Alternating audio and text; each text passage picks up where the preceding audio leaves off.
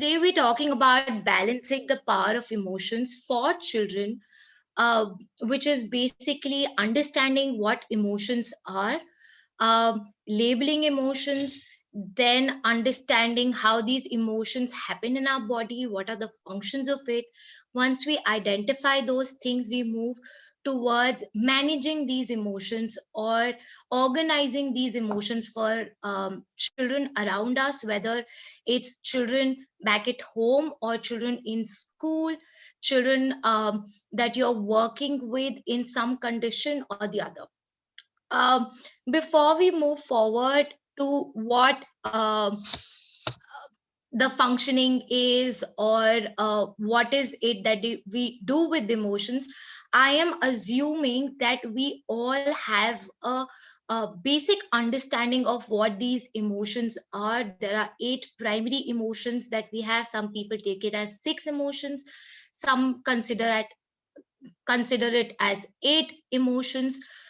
These emotions happen in our body uh, because of either an internal thing or an external thing, or it could be a reason for one emotion, coming forward and resulting in various other emotions. um, just to talk about how emotions work, I feel I've just put down this series of steps that happen first to understand that emotions are complex. It's something that happens as a whole body response from us.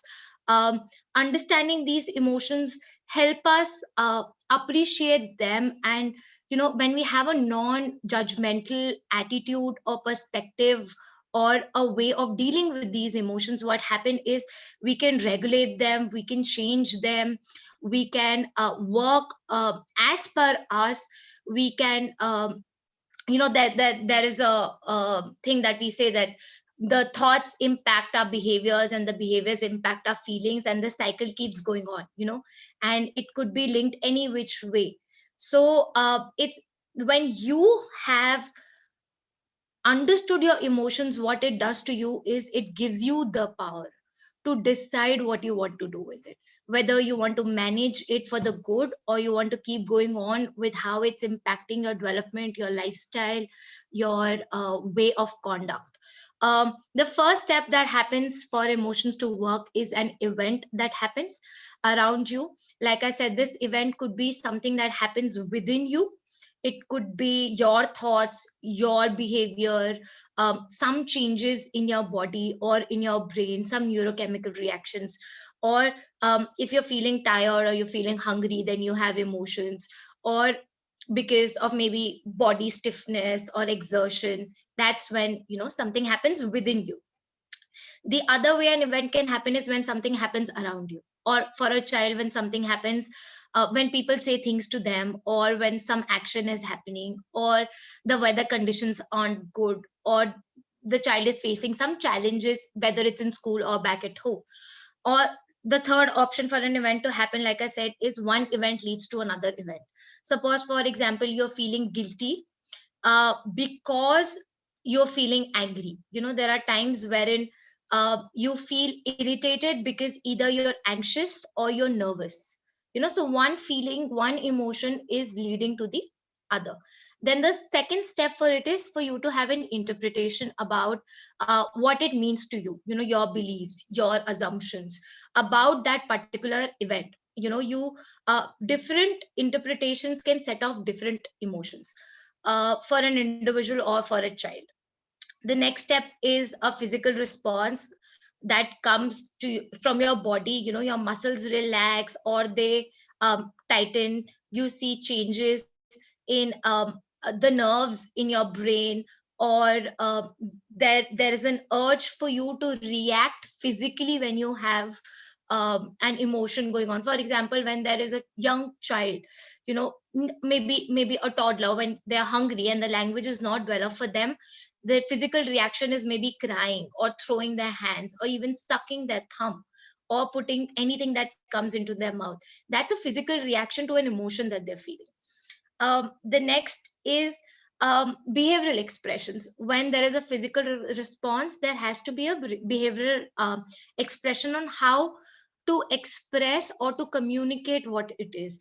There could be, in this there could be body language, it could be there could be words, there could be expressions, there could be frowning, eye contact, the tone of the voice, is all acting on your emotions. It's your behavioral expressions.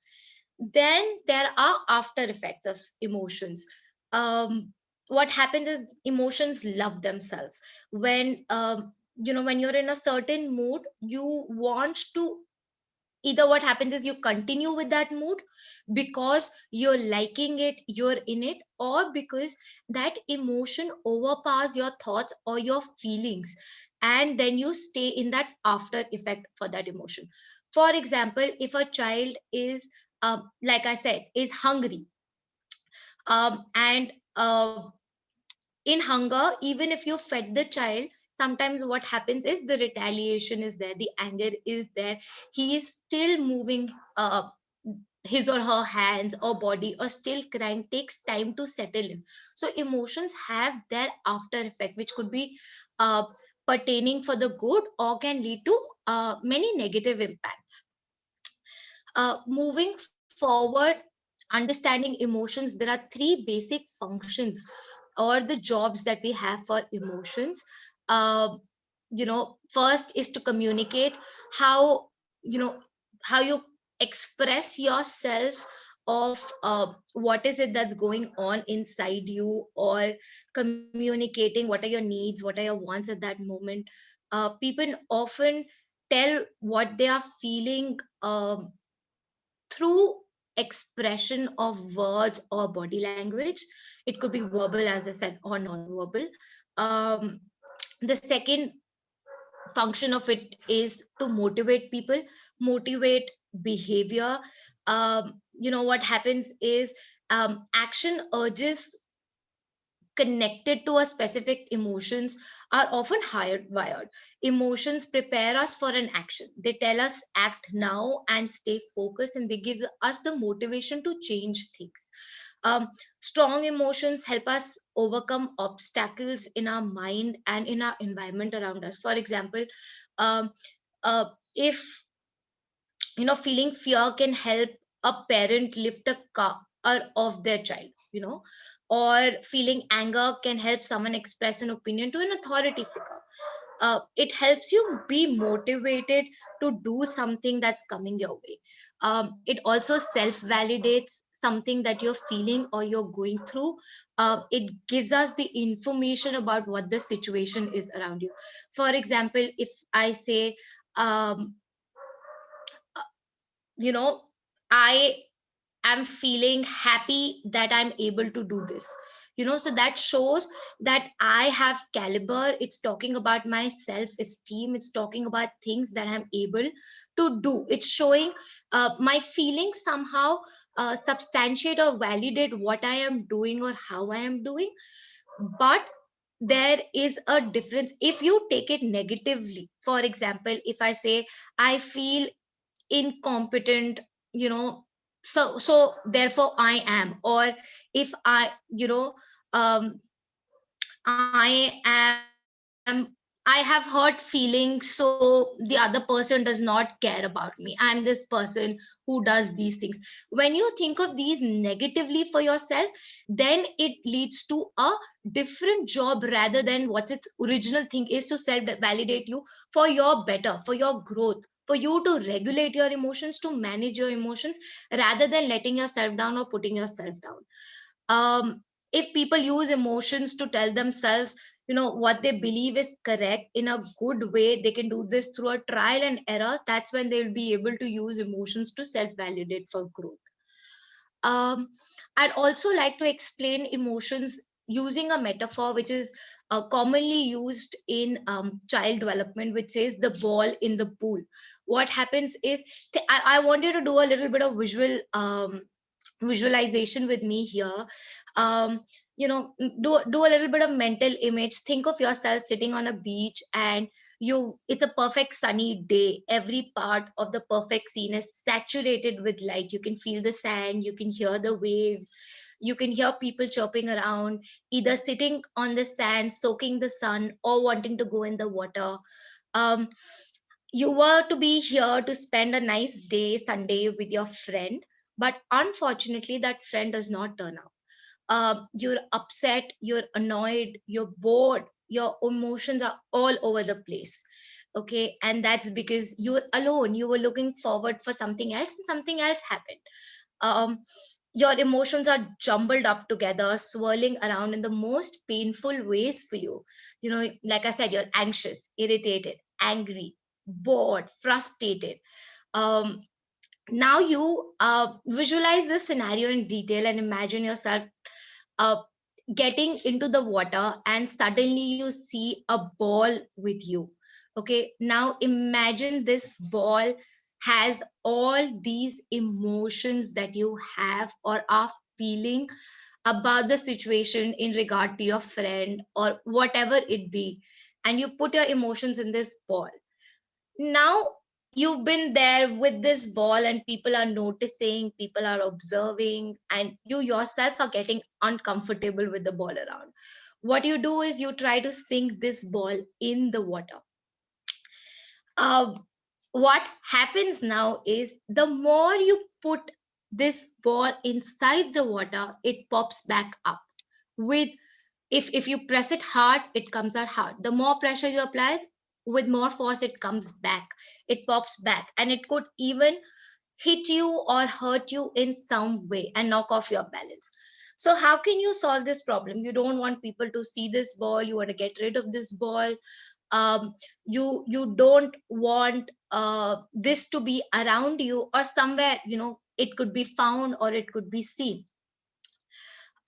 What people usually say is, I'll leave it around, I'll throw it away. But still, it can be seen, it can be found somewhere or the other.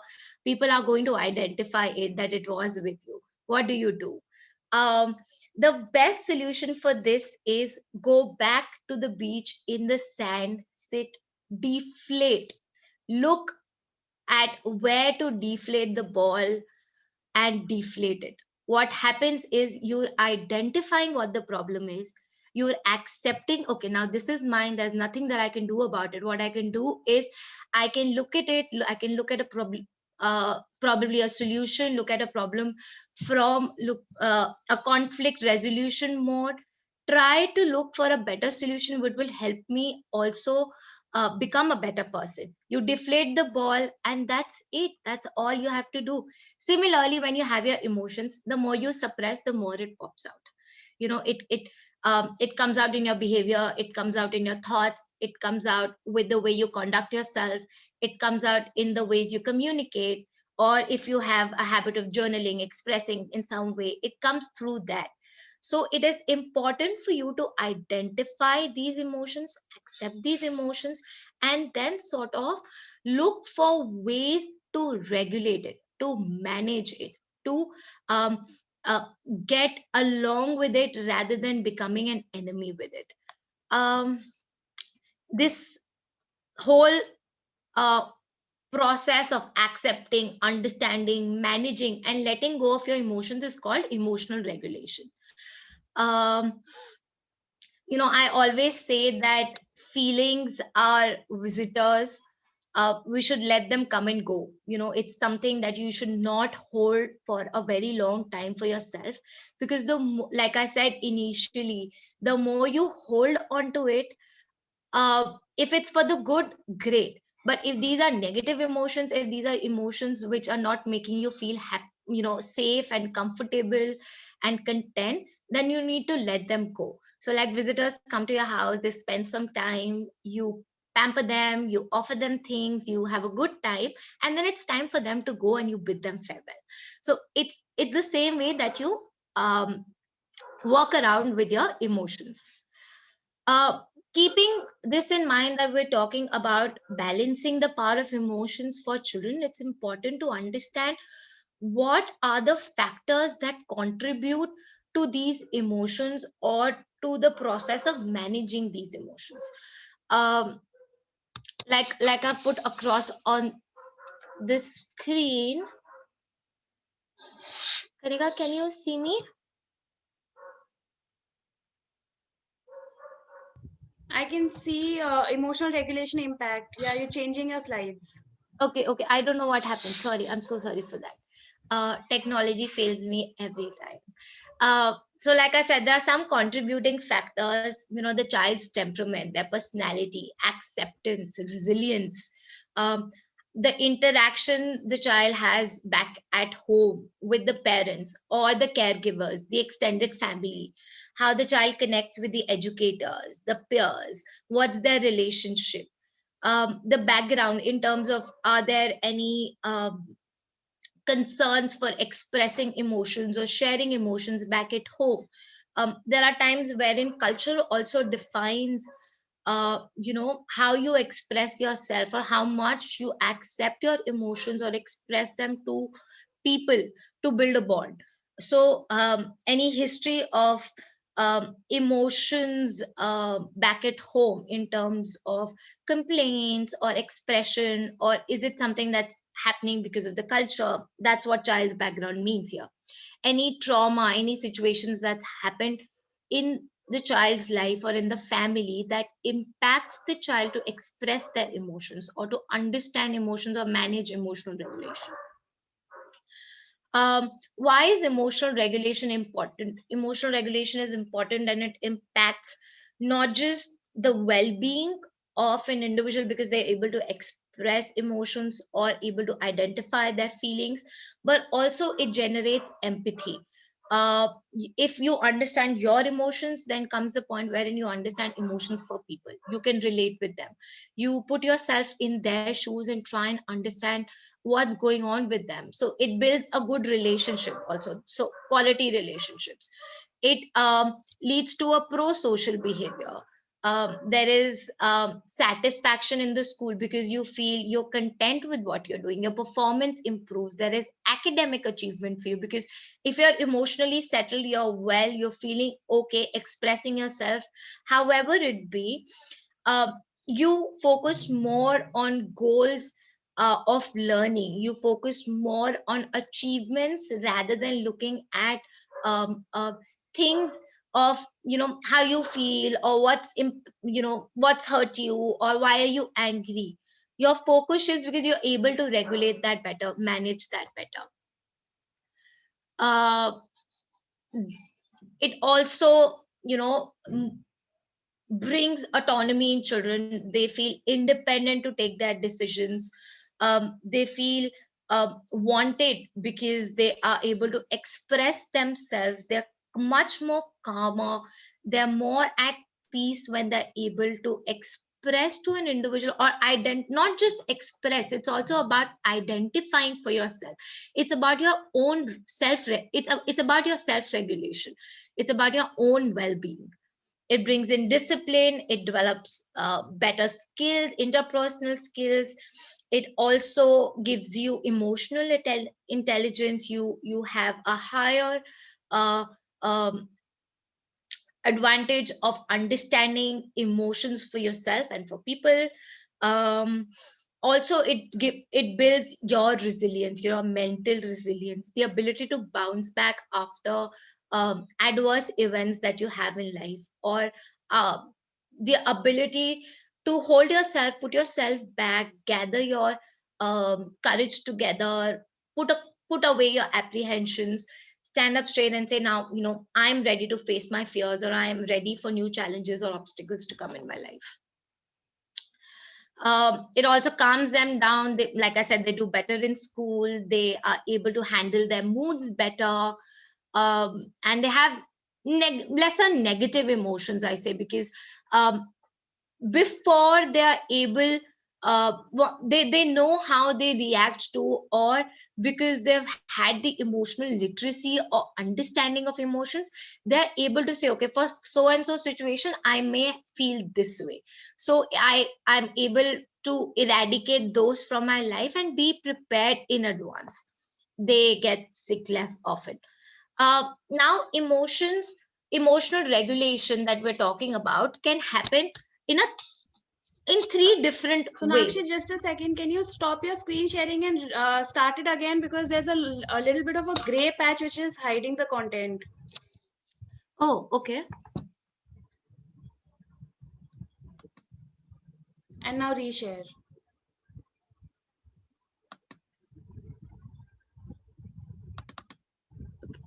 Is that fine now? Perfect now. Thank you. Okay. So we are talking about how, how does emotional regulation occur. It can happen in three ways: before a feeling has happened, when you're developing that feeling, or once it's happened, it's gone, and then you regulate it.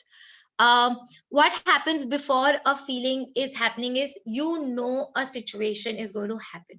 I'll take an example. If a child is upset, gets upset when he goes to school, and he does not find his best friend to be present for today, what happens, he knows that whenever his friend is not around, he's upset, he's irritated. This is one event that he's identified that makes him upset. One For this child, for a particular child, if this is a scenario, what can happen is, he goes to school, he sees that his friend is not there, which is not the case. Usually he's there before him. He knows that a situation is about to come wherein he would start feeling this way. What the child can do is, he can go back from his pool of um, coping strategies, the strategies that we are going to discuss next for emotional regulation. He can go back to those, identify things that he can do, or be prepared for that feeling to come, or for that event to come. He'll be able to regulate it or manage it before it has happened, the situation has happened, or he started feeling this way. Also, there could be a chance that he is so involved in an activity, preoccupied, that that feeling does not even come. He's regulated it before it's happened. Or it could be, now that the child started feeling, okay, now I'm feeling irritated, I'm upset, I need to go seek help, or I need to go tell a teacher, I need to involve myself with something. That um, awareness needs to come from the child, or from an adult who's co-regulating or helping the child regulate their emotions. Or once the child felt something, the emotions passed, it's all been processed, the actions happen, that's the time wherein the child steps back, reflects on what's happened, what emotion was, how did they react, and then look out for a process of either rectifying if they've done anything wrong, or looking at how they can calm themselves down with, now that they started to feel a little better, slight better from what they were feeling. um, there are three stages of emotional regulation for children. The first stage is the behavioral stage, which is when the child acts to express their emotions and satisfy themselves. For, like I said, crying in the beginning, or for early years children, throwing a tantrum, or sometimes it's hitting, pushing, pulling, throwing away of things, or secluding themselves in a space. That's behavior, how they act out and tell you that they're feeling something, or there's an emotion inside them. The second stage is the language stage, which develops with age, wherein the child comes and expresses, saying that, I am feeling sad, or I'm feeling hurt, or I am excited, or I am upset about so and so, I'm irritated, whatever. The child comes and expresses to you through a language. The third stage is the metacognitive strategy stage. Uh, Wherein the child identifies the complex emotions those are happening inside of him or her, and then looks for a solution for that emotion, or looks out for an intervention to either get out of that emotion or to manage that emotion. For example, we'll consider there's a playground, and there is a child who's maybe not feeling too well, or is, because it's too noisy, he's not comfortable, or she's not comfortable in the playground. If the child was in the behavioral stage, what they would do is, either they'll cry out, or they'll sit in a corner, or they'll get in a fight by hitting or pushing somebody. um, if they're in a language uh, strategy stage, what they'll do is, they will walk up to the teacher and say, it's too noisy, I am not feeling well. The teacher can then guide them with the solution of what they can do. They are only expressing how they're feeling and why they're feeling so. In the metacognitive strategy stage, what will happen is the child will be able to understand by his own that, okay, now I'm feeling upset because it's too noisy. What can I do? Maybe I can go to the teacher and ask her if I could go out or take a little break or sit in a corner for some time and then join the class back. So he's problem solving his emotions on his own.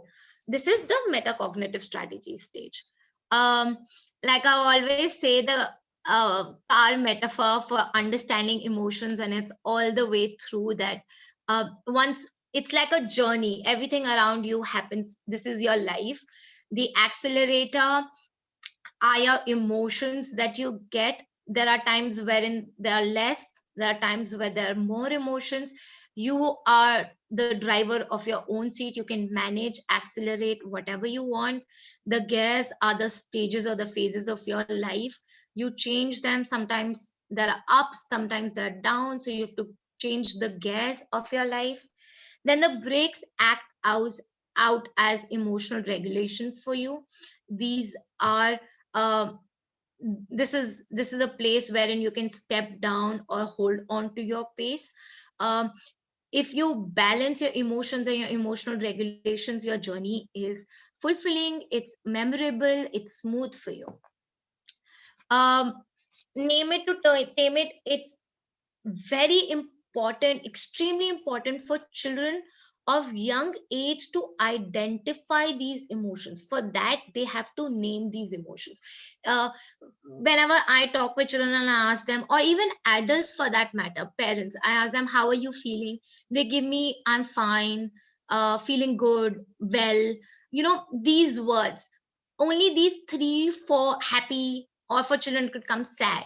you know these 4 or 5 words only children use to express how they're feeling. And there are more than 2,500 emotions in the world that they can express or use to describe how are you feeling. So it's important for us adults to ensure that children are aware of these words, whether we are teachers, whether we are counselors, we are special educators, we are parents, um, we are school administrators, that we give children emotional literacy. They are able to identify these words and then recognize it and express how they're feeling. Talking about some strategies to enhance emotional regulation, it is always said that, act as a wise man. Remember, you are not your emotions. I always tell this to children that, when they come to me and say, I am sad, or they tell me, I am angry, I tell them, you are not sad. You are you. For Kanika, if I say, Kanika, you are Kanika, and you're not sad. You are feeling sad, but you are Kanika. So never project your emotions as who you are. Don't start thinking of how you're feeling as to who you become as a person. Like I said in self validation, don't do this. Don't uh, uh, say that, you've done this for a reason. Your actions or your behavior say this for you. You can be this sort of a person. It could be an aspect you acted out like this, but it does not define who you are. um, it's always important, if for children, if we have children on needs, special education needs, it's important that you set a tone early in the morning with them, to regulate their emotions. There are times wherein, educators or as parents, you identify those trigger points or those prompting events that generate negative emotions for your children or for your students. So always talk about this in advance with them, saying that, today is this. I know you might have these emotions, or ask the child, what is it that you will attach? What emotions will you attach? How would you feel for this particular thing? And what can you do? So it's not something that's happening right there, right now. What would happen through the day? So you are preparing your child in advance, saying, if situation like that happens, if these are the emotions, you have these strategies in your mind to use. Or you can always go and ask for help for co-regulation. You can use an emotional planner. This could be done back at home with parents, or in school with the teacher, form tutor, setting the tone in the class, first thing that you do, or with a special educator during a one-on-one session, or with a counselor. The picture that you see right now is what an emotional planner look like. There are many more templates that you could use. um, when we're talking about emotional literacy, it's important that you put it visually also for children, because at a young age, when they look at things, they understand it better. They put it as a mental picture for themselves. So back at home, on the study board, or as a family wall, or in your classroom, whether it's your one-on-one session classroom, a therapy room, or session room, or it's your special education room, or your classroom as a teacher, put a word wall which talks about feelings, which talks about emotions, and use this in your conversations with children. I'm going to come forward how you can use this word wall. You could use it for role modeling what you're doing. You can use it for your talk, for your communication. You could use it during your curriculum. You can relate whatever stories you're reading, whatever themes you're using. You can relate these words with them, so that these words stay with children for a long period of time. As parents, you can use it to express your own emotions. It's very important. Children learn a lot through role modeling and through imitation. So if you as parents back at home are have the emotional literacy, you would take it forward with your children. You'll be able to express yourself better. Designate a feeling spot. When we always say like a peace out or a time out spot, and I don't like that. It is a spot wherein you can express your feelings, whether these are feelings which are good as per you, whether these are feelings which are negative, whether they are safe feeling, unsafe feeling. But this spot is a safe place for you, wherein you can go spend some time with yourself, your feeling, do some activities. Or it's the time wherein you're showing people, maybe in a classroom, that this is your time to maybe reflect, or before you react, you want to go back, think about your feeling, and come back. So use feeling spots rather than peace out zones or timeout spots in classrooms or back at home. uh, Meta moments, it says that when something happens and the moment you react, there is some time in between for you to change and think about what's happening, strategize, and change the end result of it. Even though we feel it's a reflex that happens, suddenly the feeling happens and we express it, we give out a behavior, we give out an action for it, but that's not how it happens. There is some time, and through this time, something happens, you sense it, you stop, then you see, what's your best self, how would you behave. You look back at your coping strategies, you look back at your toolbox, and then you think about, what is it that I'm going to do, and then you react. That's a meta moment for you. um, the ruler example is a strategy that we use with children. First, to understand feelings for others, and then use it for ourselves. For example, when we do read alouds with children, when we do storytelling with children, you recognize the feelings. Say, how is the character feeling? um, can you show me a excited face if the character is feeling so? And then you move to understand what happened that made the character feel so. You look at what caused, what are the causes for the feelings that happen. Then you label them. So RUL, label. L is for label. Where would you put this character on the mood scale? I'll come to the mood scales in the next slides. What is this feeling?